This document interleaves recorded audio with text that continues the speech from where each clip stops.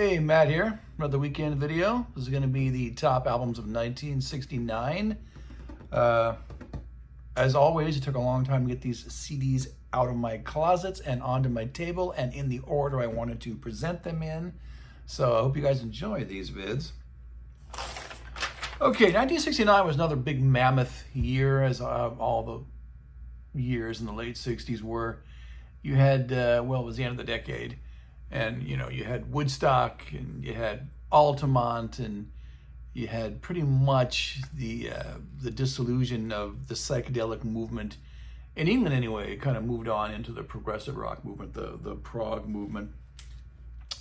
You had, you know, country rock still going strong. You had the early hard rock bands, which would kind of morph into metal bands shortly thereafter. You still had San Francisco going strong.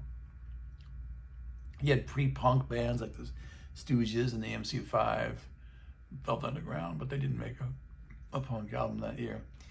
Anyways, I'm going to do 70 albums, same way I did in my 1967 video. And hope I don't make any mistakes, but you know, folks, I'm an imperfect creature, even more imperfect than most, it seems. So, and I don't prepare for these videos. I just try to test myself to try to wing it, see what I know off the top of my head. So I have no notes other than writing the songs down so I don't forget what number I'm at. So, okay, so we're going to start off. Now, I thought long and hard about what my number one album would be. Growing up, thinking about my favorite album of 1969, it was always Abbey Road, the Beatles. In the last few years, I've moved over to Crosby, Stills, and Nash. And when I did my 1967 video, no, I'm sorry. When I did my 1968 video, I said that the Beatles' White Album was the only year I was going to have a Beatles album at number one.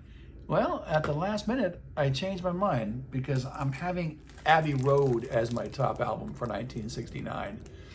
All right? I'm just feeling that a little more right now than I am Crosby, Stills, and Nash. This is another classic Beatles record. What I've always said about the Beatles is that they either release the best album of any given year or one that's in the top 5 for sure. So, yeah, today in September of 2025, I'm going with the Abbey Road album as my favorite album of 1969. And, of course, closely followed by, I love this album, guys, Crosby, Stills, and Nash. You're going to say, Matt, you're overrating this record. Well, not if you're a total, you know, Birds nut and Neil Young nut and, you know, love me some Graham and David and Stephen, probably at this point was the most talented of the three. So I think this is a 5-star record, and you know, on another given day, this would be my favorite album of 1969. Now, I've already done shows on the Beatles. I've already done shows on Crosby, Stills, Nash, and Young. So, you know, not wasting a lot of time on these records that I've already spoken about. I've already done a Led Zeppelin video too, folks. Here's my number 3 choice, Led Zeppelin 2. Led Zeppelin had 2 completely great dynamic albums in 1969, and this one, you know, that was the back cover. This was my this was the first Zeppelin album I ever owned. I had the 8-track when I was a kid in the 70s, and I used to blast this.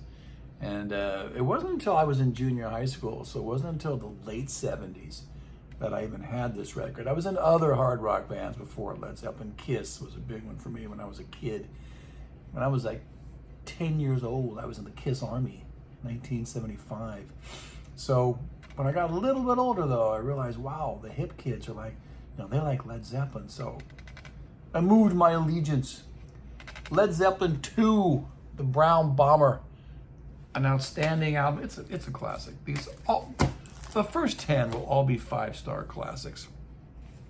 Okay, number 4, In the Court of the Crimson King. Folks, this is prog. This is Robert Fripp. This is Greg Lake, who I still think is the best singer that Robert Fripp ever worked with. This is a hell of a good album. Okay, so maybe the second half of Moonchild is not all that, but everything else on here, everything else on this Mellotron-drenched debut is as top tier as albums in 1969 got. And this edition of the band only really worked on this album. The guys kind of quit. The band broke up by the end of the year. Robert had to hire Greg back to work on the next LP, the Poseidon album, by giving him some gear or something like that. I don't remember what it was. But this edition of King Crimson should have lasted, right? Should have lasted. All right, number 5, Let It Bleed. For years, my favorite Rolling Stones album, certainly my favorite Rolling Stones album of the 60s. I think right now I'm more of an Exile on Main Street kind of guy. I mean, yeah, it's like any Stones album, it's kind of got a filler track or two. I don't know that Country Honk was a better choice to put on here than Honky Tonk Women, but that's how the British were at the time. They did not want to put on previously released 45s on their LPs for whatever reason. They thought the fans had already bought the 45 or something, so they'd be wasting their money, but, you know, whatever. Imagine this album with the actual Honky Tonk Women on it, but it's still a classic. It's still my 5th favorite album of the year, and it's a great year. All right. Number 6 is Tommy, The Who. You know, folks, sometimes when you really consider how talented Pete Townsend was, this is the old Low Fidelity version, as a songwriter, I'm in awe that he wrote this, that he thought of it in the first place. He gave a whole Rolling Stone interview in 1968 where he describes this whole album. You know, this is before he even hit way before he even hit the streets. He wrote it. He sings on some of it. He plays on it. You know, no one was doing that at the time. This is a rock opera, and no, I think this is the first rock opera, not The Pretty Things, As Have Sorrow.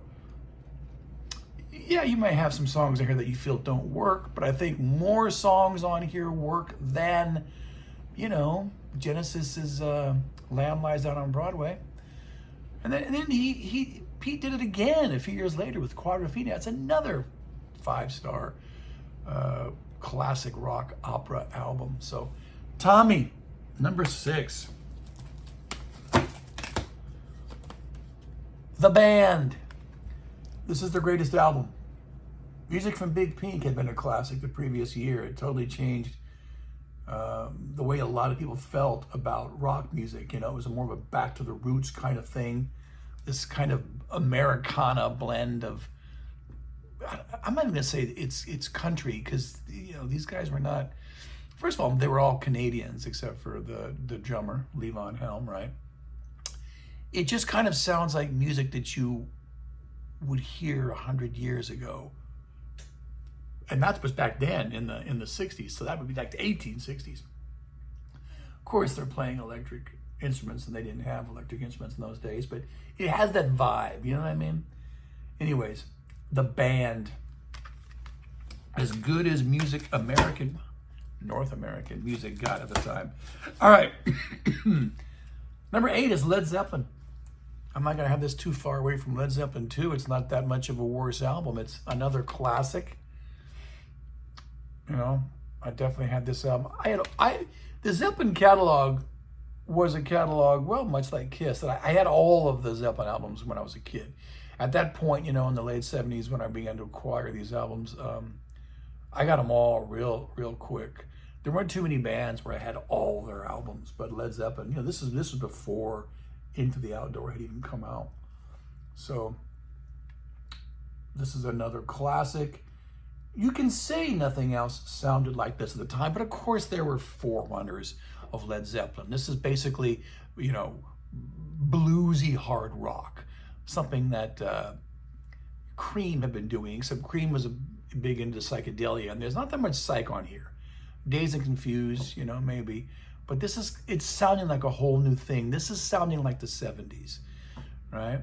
But it's not yet what we would later call metal either, because it does have so much blues in there.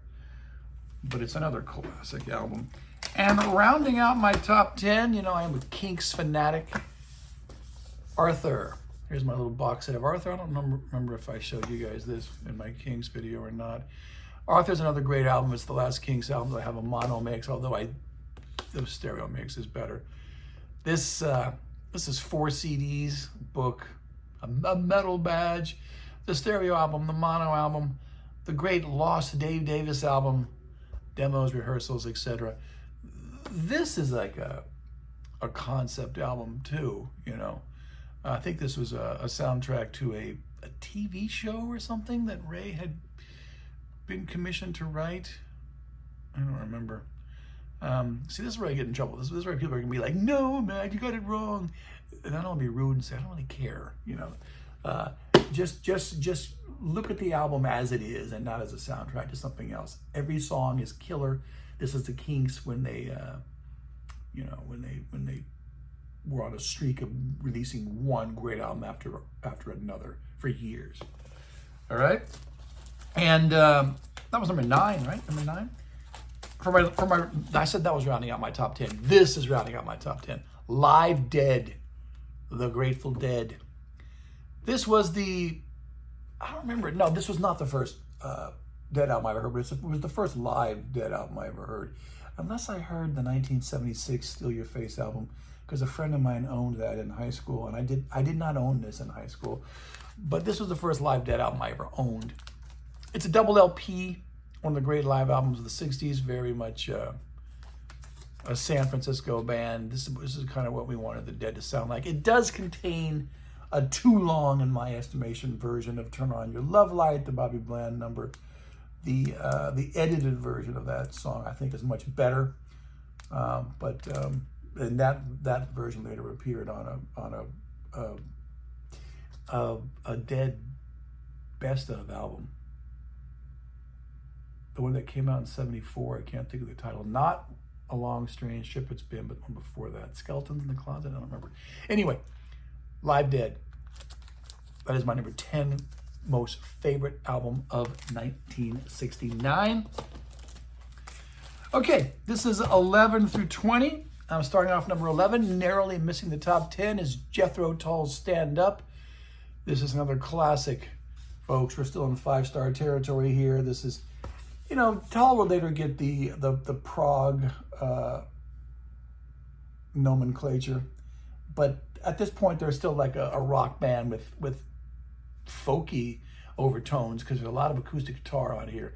They were kind of a more bluesy on the previous year on the This Was album when they had Mick Abrams in the band, but now they got Martin Barr, and they're fully Ian's group now. And if you don't have Stand Up, you should get it. All right.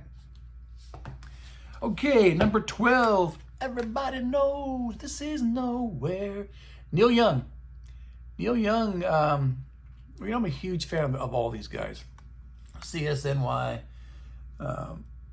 Buffalo Springfield, Byrds, even the Hollies, but not to the extent that I am the other ones.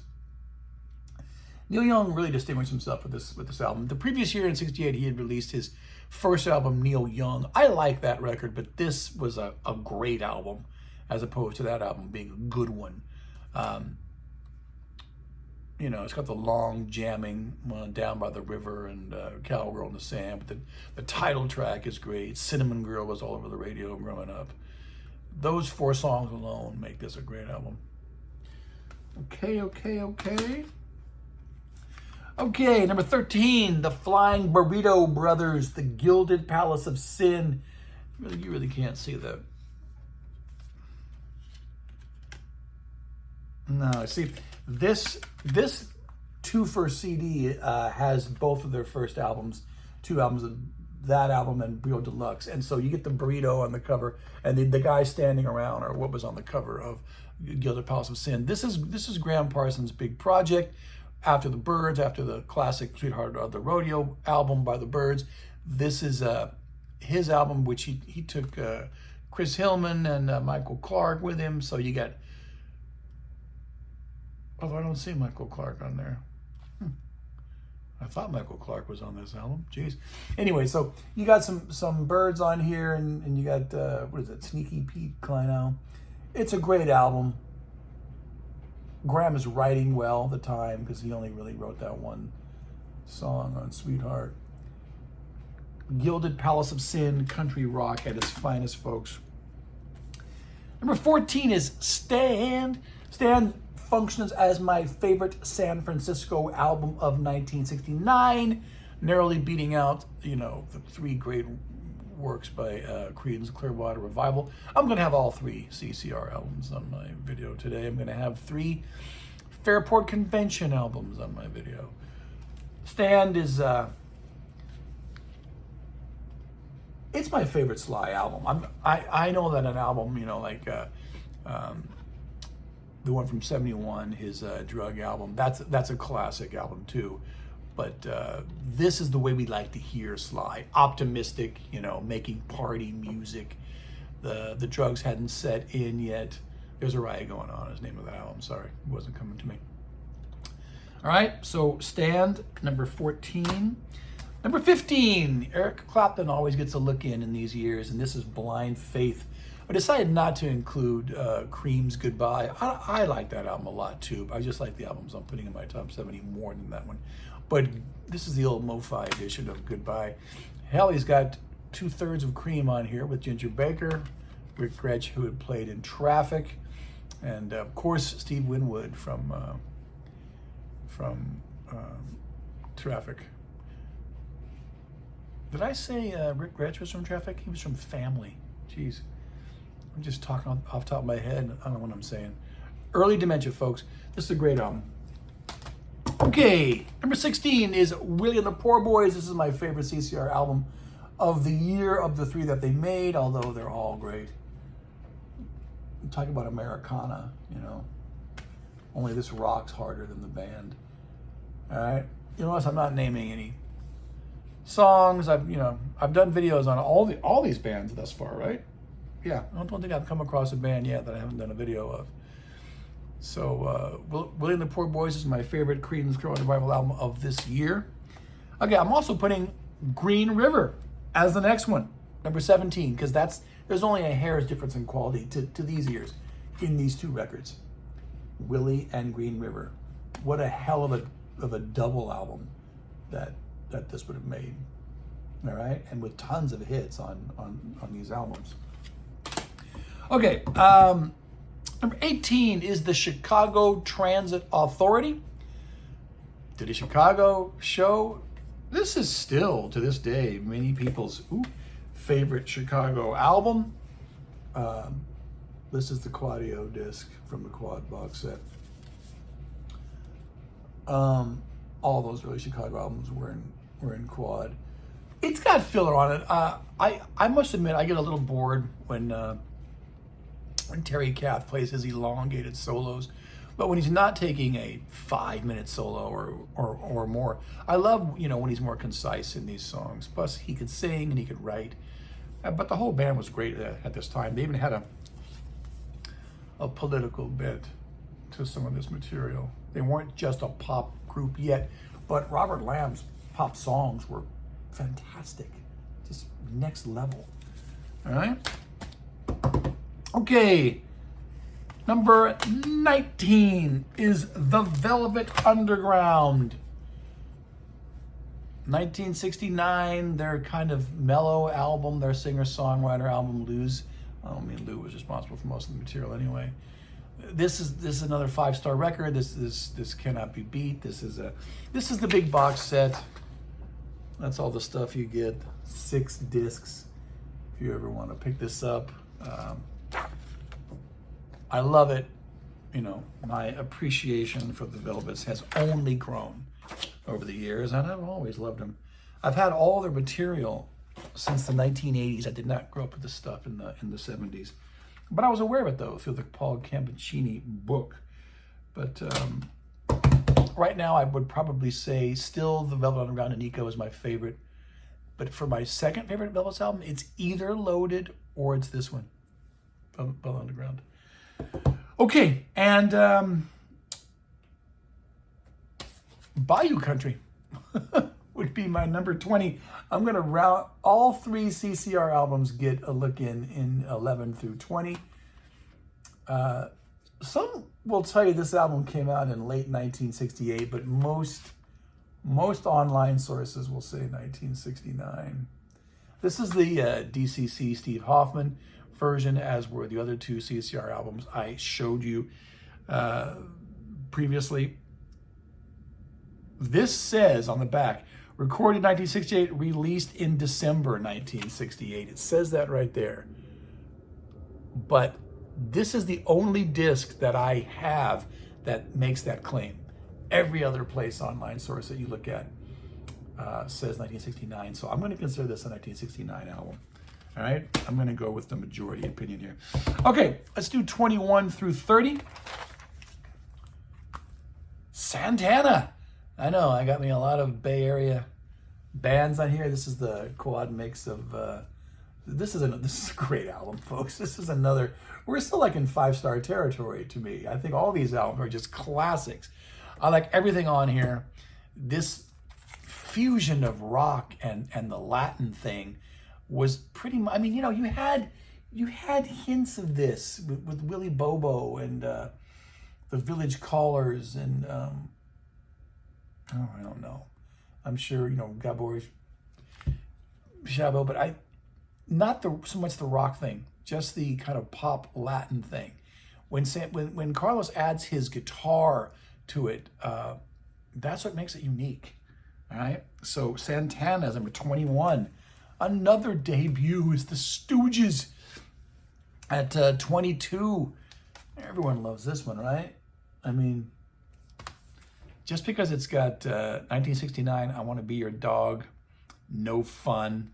Those 3 songs alone make this a pre-punk classic. And if you can handle We Will Fall, then you can handle the whole album. You know?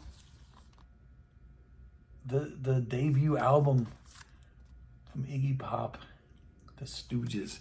Okay, and here's 3 in a row debuts. Allman Brothers Band. This is the beginning of Southern rock. Now, I've spoken about Southern rock in the same way that I've spoken about country rock. Why is this the debut Southern rock? I mean, hadn't there been Southern rock since the 50s? Isn't Elvis Presley and Jerry Lee Lewis Southern rock? Well, when we think of Southern rock, though, we think of jam bands with twin guitars, you know. Leonard Skinner, didn't they have 3 guitar players?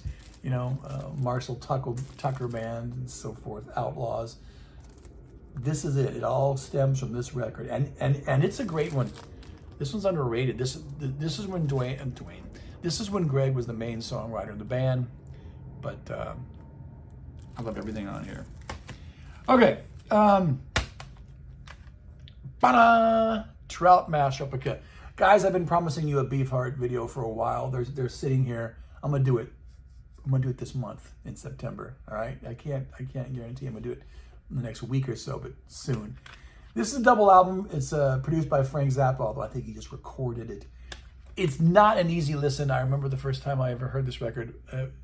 I was living in a fraternity, and my girlfriend was still living with her parents, and I went over to her house, and her dad had his vinyl LP collection. This was her stepdad, and he had this record, and I asked him if I could borrow it, and he said yeah. And that's the first time I had heard of this album since the 70s with the Paul Gambaccini book, but I had never heard it till this was 10 years ago. This was the late 80s. So that was the first, this album started my Beefheart journey.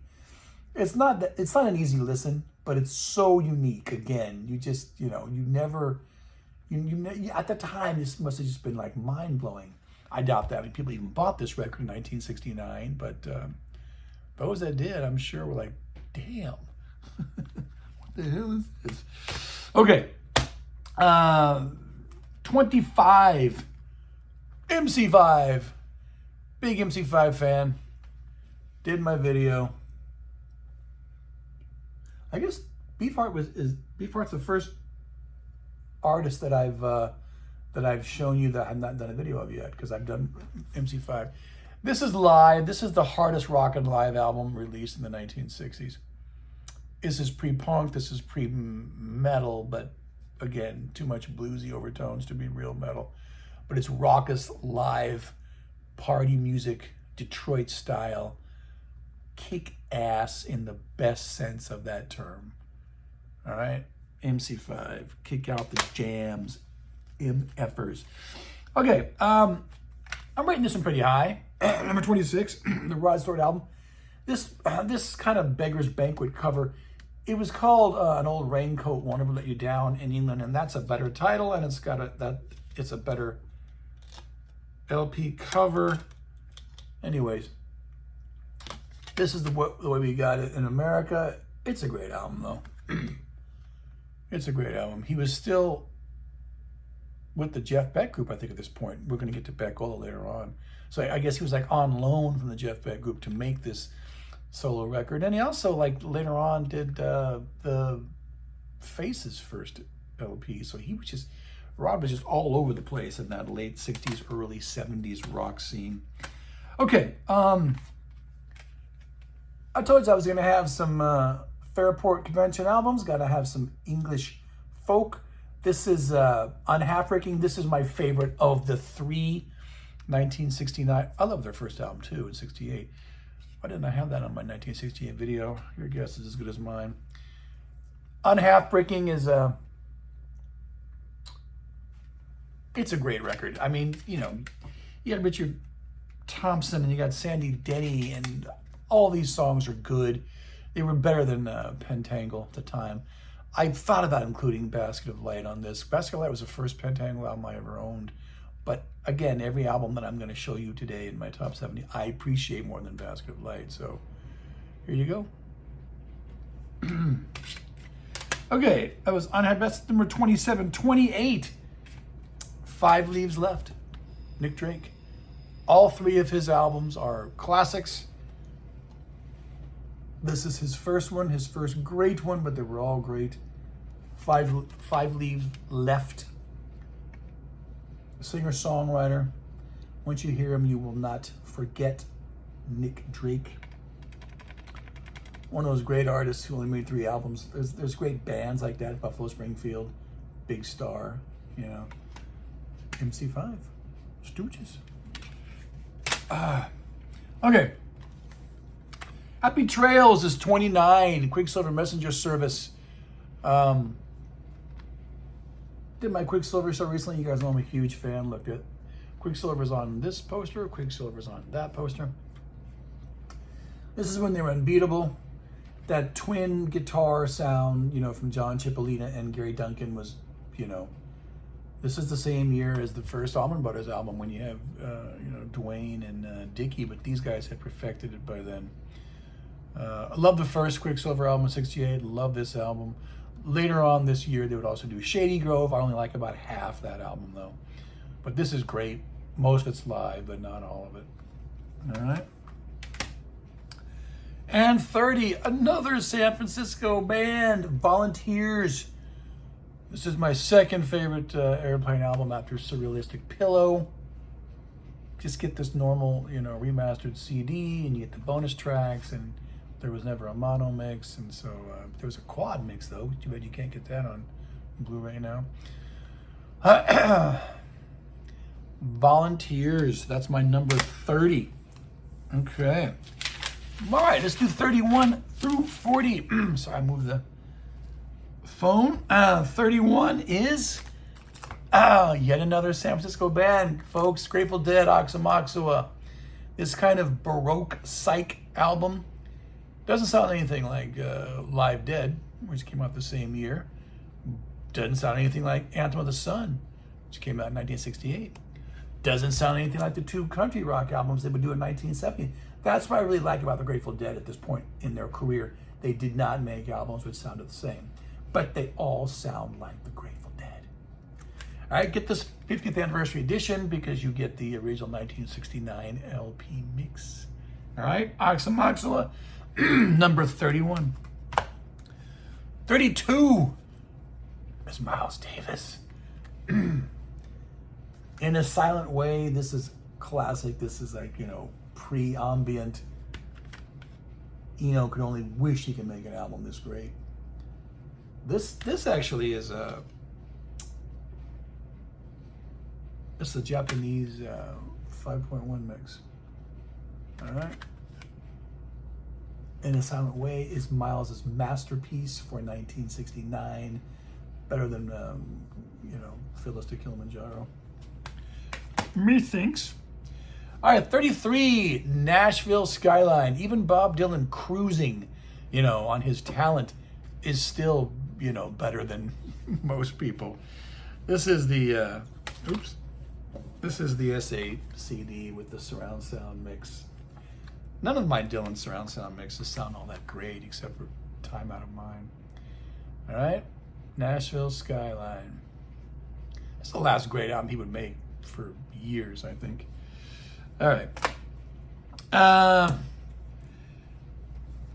Here's one I have not talked to you guys about. Mendocino. I like all the Sir Douglas Quintet albums from this time period, late 60s and early 70s. You can get them on Hippo Select box set, which I recommend. But I think this is my favorite. The quintessential Texas band had moved to Northern California. By this point, they were like a hippie band. Well, they were always a hippie band. I love all the songs on Mendocino. The song Mendocino itself was a top 40 hit. And, you want Texas by way of Northern California, this was your band at the time. Sir Douglas Quintet. Okay, Joe Cocker. Should have had a little help from my friends too, but I'm not going to forget Joe Cocker. I do like this album a little bit better. But this was a classic growing up. The first two Cocker albums were classics. You don't really hear about him anymore. He's one of those guys that's kind of like Janis Joplin. He's kind of slipped through the cracks. The third album's not bad either. Mad Dogs and English. Yeah, there's a film for that, and the record's good. And then Joe just kind of slowly began to fade away. But this Woodstock year when he performed, he was hot. All right. Okay, that was 35. Everyone's favorite late 60s Elvis album from Elvis in Memphis. This is, some might say, the best album that he made in the 1960s. I had that album, the mono soundtrack to his TV show in 1968, my 1968 video. I'm having this in my 1969 video. This is a better album, though. This is very well recorded, produced. He was shit hot again on the comeback trail. Well, he'd already made his comeback, but this solidified it. All right, from Elvis in Memphis. Okay, 35, 36, 37. Fairport Convention again that we did on our holiday. This is their second album. Right? I think it's the first one they did in 1969, but they had one in 68. Again, I like virtually everything on here. It's still the classic lineup. If you don't have any Fairport, I would recommend any of the three albums that I'm showing you on this video today as your entry points. I do like Unheartbreaking better, but this is still another great record. Okay, 38. Happy Sad, Tim Buckley. I'm on a bit of a Tim Buckley binge lately. I found out, and I just synced Goodbye and Hello last night. So he made two albums in 69. I'm going to show you both. This is, I think, the better of the two, but they're both great. This is back when he's still, he hadn't gone too avant-garde yet, so all four of his 60s albums are, accessible. Happy Sad. Okay, 39, Can, Monster Movie. This is not the original cover. I don't know why they put this cover on. I like this cover better, actually, than the original LP one. But, this is part of the, I think these are SA CDs that came out a while ago, years ago. And I think it's the way to own these Can albums. Monster Movie, 1969. This is her first album. Like I said, not the original LP cover, but it's a great album. Okay, and 40. It's Beck Ola. I'm a big Jeff Beck fan.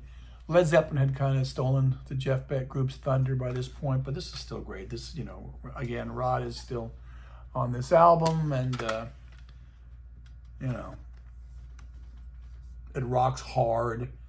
The only time Beck would rock this hard again in his career would be the Beck, Bogert, and a Peace album from 1973. All right. Okay, that was my number 40 choice. Here's 41 through 50. Another band I have not discussed, another San Francisco group, Dan Hicks and his Hot Licks. This is the original recordings album. I love it. If you've never heard these guys, it's hard to describe to you what they are. It almost sounds like music from, you know, decades ago. Of course, the 1960s were decades ago, but this sounded old then. He had, you know, female backing vocalists with him. He wrote kind of cute little songs, which were interesting, you know, from a songwriter's point of view. His first few albums are really great. This one, original recordings, would be a perfect entry point for you. He was originally in the Charlatans, who also released an album this year, but it wasn't that good. Okay, I did a video on the Beau Brummels and the Charlatans if you want to learn more about them. But this is a better album than any. I mean, he was a better solo artist than the Charlatans were a band, you know. Okay.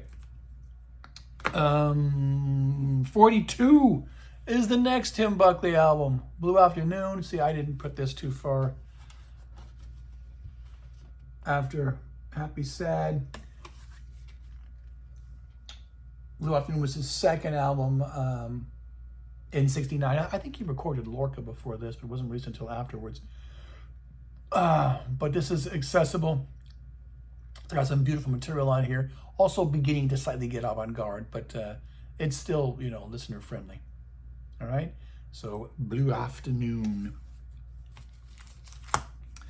Okay, he says he's got way too much stuff written on this page. Number 43 is Fleetwood Mac's Then Play On. This is the first really good Mac album, I think. Peter Green's Fleetwood Mac, which came out in before this, that's good too, but this is definitely better than Pious Bird of Good Omen. This is the best LP that Peter Green would essay with the band. If you get this version that's on the box set, the Fleetwood Mac box set, which has all of their albums from 69 through 74, then you get the UK version of this album, which is superior to the American version. All right, Then Play On. Okay, number 44, Hot Rats, Zappa. You gotta have a Zappa album on almost any year. This is virtually the favorite album of every British friend that I have. I like it. Zappa even comments in his book that this is the only album that the Brits think that I made that's any good. That's not true, because I know British Zappa fanatics. But to me, it's just another great Zappa album. I'm going to include Uncle Meat on here too, because, you know, Zappa more often than not would release more than one album a year. And he was consistent, and they were virtually all good. Hot Rats. Okay, 45 is Odessa by the Beach Boys. The Bee Gees. You see how often I can make mistakes, guys. This was how the original LP looked. It kind of had this velvet cover. This is a nice remaster, which came out some years ago, right?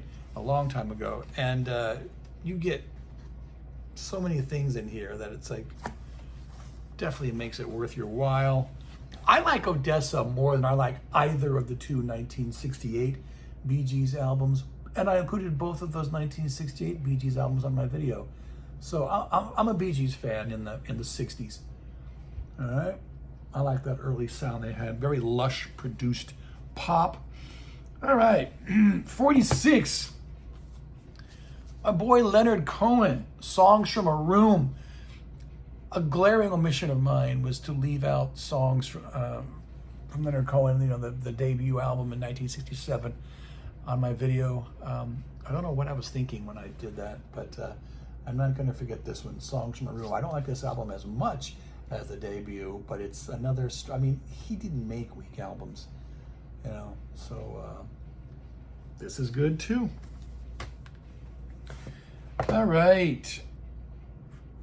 47 is the Bonzo Dog Band, Tadpoles, Should have had Donut in Granny's Greenhouse in my 1968 video. Hell, I should have had Gorilla in my 67 video. But folks, there's only room for so much, you know?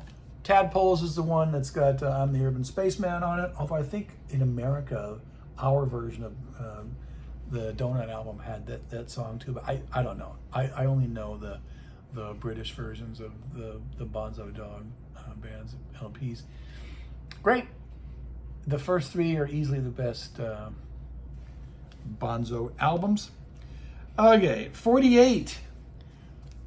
Four Seasons, Genuine Imitation, Life, Gazette. This is a double album. They're really trying to make an album and not just be a singles band here. It didn't sell. You should hear it though. It doesn't have any hits or no famous songs. But this is the closest that they got to being a rock band at that time, making, you know, not conceptual LPs, but LPs which hung together as albums. The lyricist is the guy, I can't think of his name, that wrote, Jake Holmes wrote Dazed and Confused, that Led Zeppelin purloined. Okay. 39. Uncle Meat, Zappa. This is not the original cover. This is the Meat Light collection, where you get the LP mix and you get all of King Kong on one track, which I love. Because if you put that like on a playlist and you shuffle the tracks, it all comes on as one song and not just a bunch of little tracks, which my actual Uncle Meat CD did. So love me some Zappa. Okay, number losing my place here, 50. Youngbloods, Elephant Mountain. These guys are associated with San Francisco because they moved there at about this time. I think they recorded this album though elsewhere, but I can't remember now. They were originally from New York, but they sang Get Together, the ultimate version of Get Together. But this is my favorite album of theirs. You had Jesse Colin Young's great vocals. And I don't play this album a lot, but when I do, this is the old Mo-Fi Silver Disc. When I throw it on, I think, what a great record. Kind of mellow and really hits the spot when you're in the mood. All right. Okay, that was my top 50. We've got 42 minutes. This is going to be my longest one yet. Okay.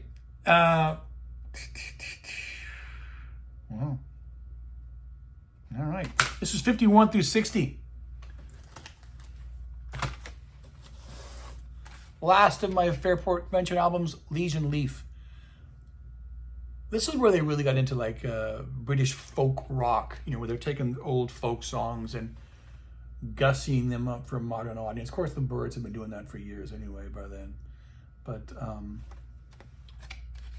this is an awesome record, as are the other two Fairport albums from this time, as is the first one from 68. Jeez. Okay, 52 is Love's for Sale. Underrated. People think the first three Love albums are where it's at, and they are. But so is this one. This is just a CDR of this, because that's how I have the album cover to show you. But this is a great record. Play it, it'll grow on you, and you'll put it right by the first three as great. So all the Love albums of the 60s are great. Okay. 53, Moody Blues, On the Threshold of a Dream. Yes, I do like this one better than Children's, which I will show you shortly. But I think cut for cut, this is the best one of 69. Here's the Mo Fidelity version of On the Threshold of a Dream. My brain's starting to go haywire here because I'm getting nervous that I'm going on too long. Okay, 54. Second Winter. You know, the first Johnny Winter album was great too. I probably should have. Well, it's not the first album. It's just called Johnny Winter. He had an album in '68. This is really the third Johnny Winter album. I should have shown you the one that's just called Johnny Winter and put it on as a tie or something for this one, but I couldn't find it. Here's my old Mo-Fi version of Second Winter. This, I believe, was the first Johnny Winter album that I ever heard growing up. Still love the version of that Dylan song, Highway 61 Revisited. Okay. 55, Bless Its Pointed Little Head. This is yet another San Francisco album, folks, and a year full of them. It's live. This is my favorite live Airplane. I think it's awesome. The same year they played at Woodstock and did an awesome set there too. I like that show, which you can purchase. All right. Okay, 56, New York Tenderberry. Laura Nyro, probably most people's favorite Laura Nyro album. I don't know. I like all her early stuff, so this is just another really good one to me. This is when she was a strong influence on Todd Rundgren, when his stuff kind of sounded like hers. Okay, moving along kind of fast. 57 is Valentine Suite by Coliseum. This is like an early progressive rock band, and the Valentine Suite is great. It goes on forever, but I love it. If you get this disc, you get the Valentine Suite, and you also get The Grass is Greener, which came out not too long after, and it's like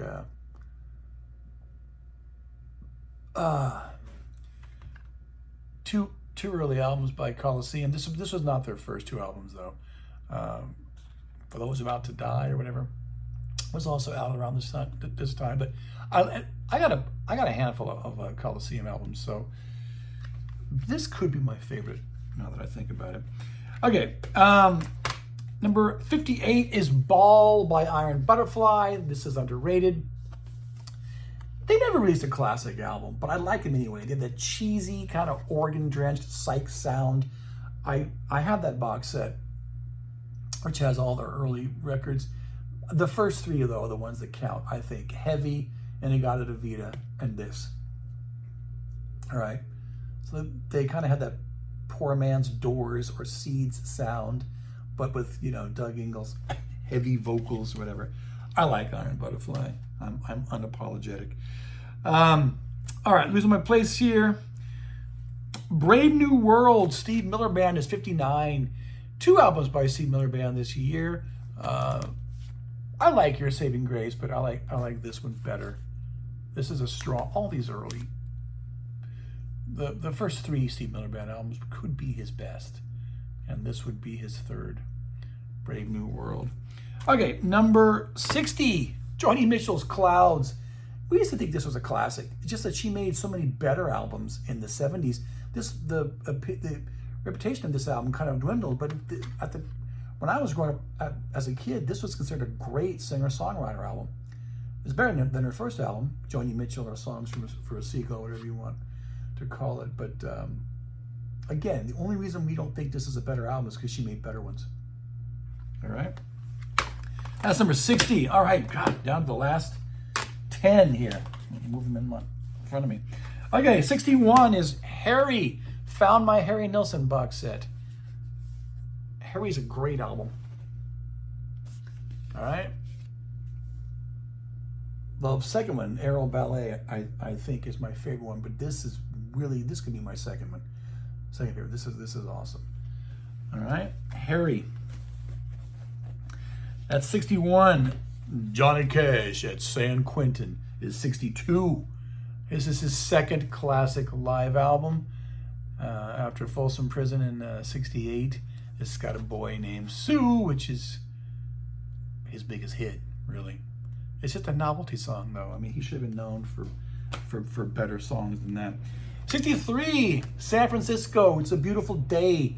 Matthew Cates made sure you weren't going to see this cover, so when you buy this CD, it doesn't have that cover, so I just Xeroxed this off from the internet and put it on here. I love this kind of psych folk album, and used to hear Whitebird on the radio a lot when I was a kid.